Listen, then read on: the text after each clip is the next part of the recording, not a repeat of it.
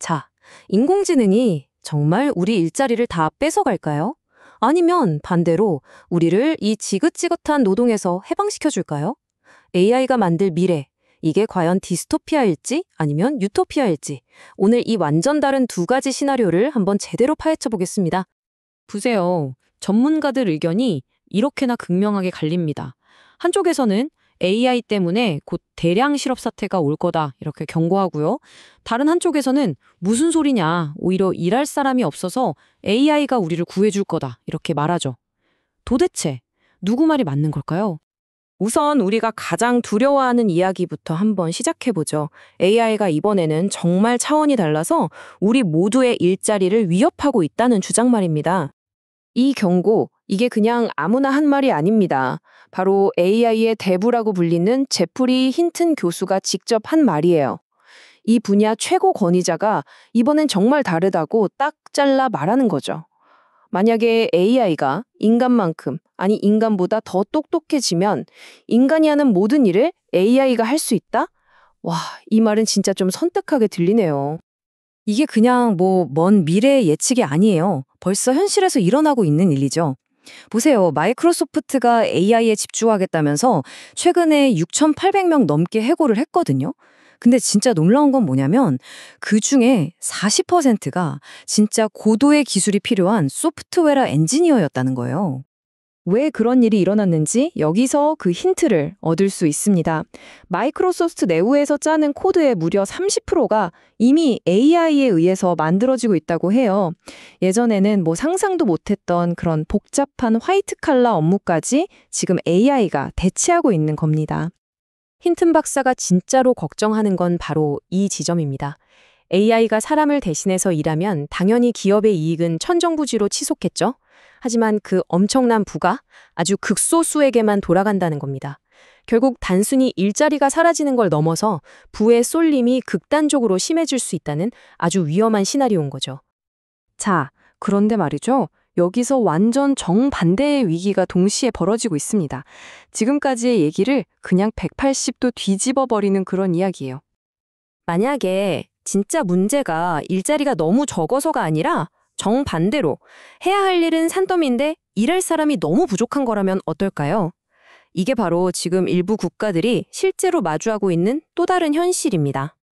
특히 한국의 상황을 보면 이게 정말 충격적입니다. 2022년에는 일하는 사람 100명이 25명을 부양하면 됐어요. 근데 불과 20년 뒤 2042년이 되면요. 100명이 67명을 부양해야 합니다. 일할 사람은 확 줄어드는데 부양할 사람은 폭발적으로 늘어나는 그야말로 인구절벽으로 떨어지고 있는 거죠. 일할 사람이 사라지고 있다는 뜻입니다. 그래서 지금 어떤 일이 벌어지고 있을까요? 놀라지 마세요.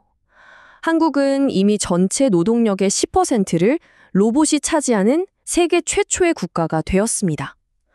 AI와 로봇이 미래의 위협이 아니라 당장 닥친 노동력 부족을 메우는 필수적인 존재가 되어버린 거죠. 한재권 교수님은 이렇게 말씀하십니다. 진짜 위기는 일자리가 없는 게 아니라 일할 사람이 없는 거라고요. 이런 관점에서 보면 로봇은 우리 일자리를 뺏는 경쟁자가 아니라 노동력 부족으로 사회가 무너지는 걸 막아주는 일종의 안전망인 셈이죠. 자, 그럼 해결책은 뭘까요? 시나리오가 어쨌든 그러니까 일자리가 사라지던 일할 사람이 부족하던 두 미래 모두 인간이 하는 일이 줄어든다는 공통점이 있잖아요.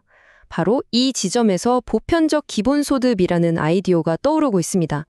보편적 기본소득, 우리가 흔히 UBI라고 부르죠. 이건 정부가 모든 국민에게 아무 조건 없이 정기적으로 최소한의 생활비를 주는 정책입니다.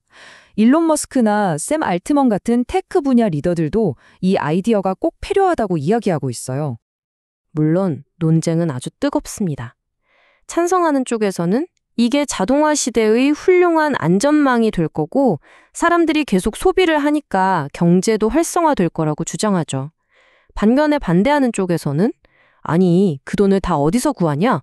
세금을 엄청나게 올려야 할 거고 사람들이 다 일 안 하려고 할 거다. 이런 걱정을 합니다.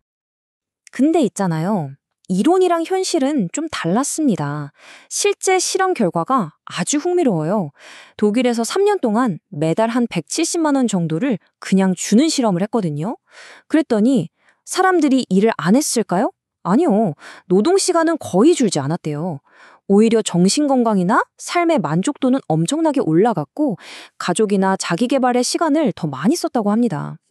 우리가 을에 걱정하던 것들이 어쩌면 그냥 기우였을 수도 있다는 걸 보여주는 거죠. 자, 이제 경제나 정책 문제를 넘어서서 조금 더 깊은 철학적인 질문으로 한번 들어가 볼게요. 노동이 사라진 이후의 삶, 과연 우리의 목적은 무엇이 될까요? 아리스토텔레스가 이런 말을 했습니다. 우리는 여가를 갖기 위해 일하며 행복은 여가에 달려 있다.